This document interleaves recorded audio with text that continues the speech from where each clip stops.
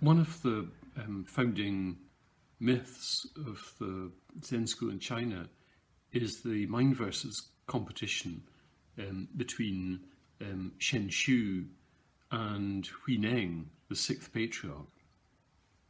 So in the story, the fifth patriarch, Hun-jen, asks his senior students to write a verse to demonstrate their understanding of Zen.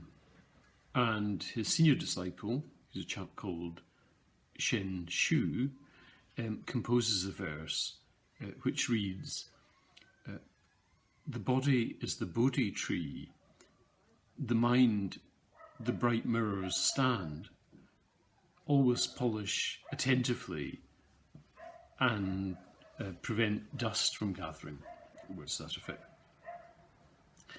And so the story goes, Hui-neng was resident in the monastery at the time, but just as a labourer, he wasn't a monk and he was illiterate. But he got someone to explain the verse to him, and he wrote a verse, or asked somebody to write a verse on his behalf, which went as follows. Bodhi originally has no tree, the mirror has no stand, the Buddha nature is always clear and pure, where is the room for dust? And when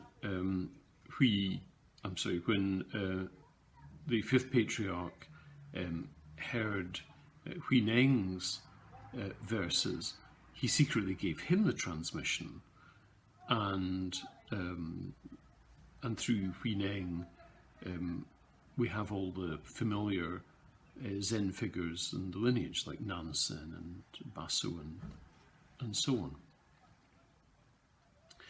The problem with the story is it's completely made up. There certainly was all those characters that I've just described, and both of them would have been at the monastery, but they certainly weren't there at the same time. Shen-hsui was a very prominent meditation teacher. He was at the Chinese court for a while. He was a very acknowledged person in the China of his day. And Hui-neng is kind of a constructed person.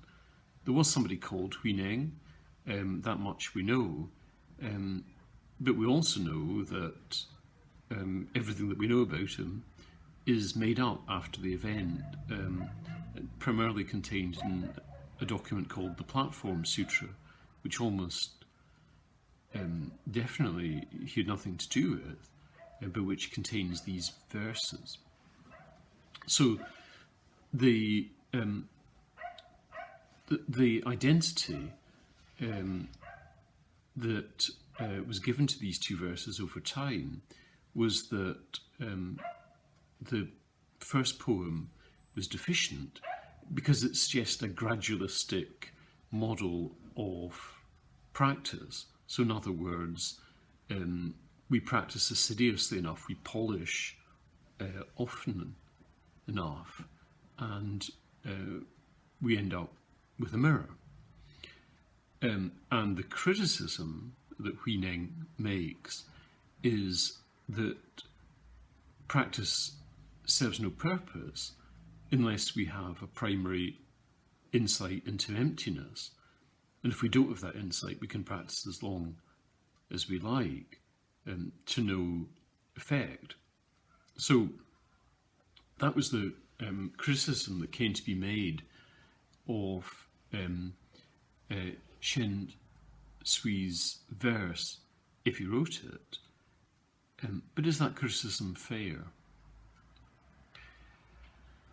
Well, what have we got to say about the various parts of the story? Firstly, the Bodhi tree is the tree under which the Buddha is said to have gained enlightenment. It's a special kind of fig tree, it's said to have heart-shaped leaves, and it lives for a very, very long time. And it has certain other qualities as well, which I can't really go into at the moment. But that line doesn't seem to be the one that people take exception to. It's rather the next two lines. But here's the thing. In the verse, Shen-hsui doesn't say that the mind, the personal mind, is the mirror. He says that the mind is the mirror's stand.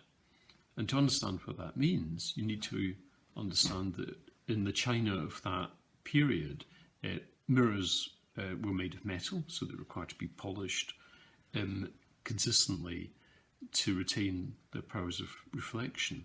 But they were round, so unless they had a stand, they were likely to just roll away.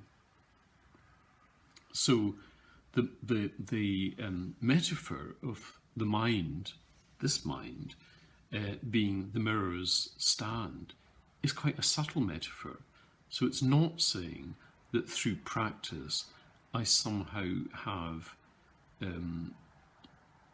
enlightenment imposed on my personal mind, but rather that it's the effort of my my whole being, my body and my mind, that somehow enables the mirror, which is not mine, to manifest here.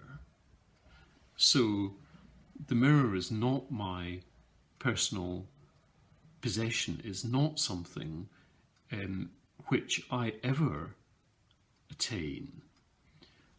So I think you can see that the criticism that is made of these verses isn't fair. So you could use another example. Let's say that you have a house and it's absolutely filled with your possessions, and then gradually, through effort, you take all these possessions out of the house, and so your house now is entirely empty. So you owned all the possessions. Do you now own the emptiness? Or do you?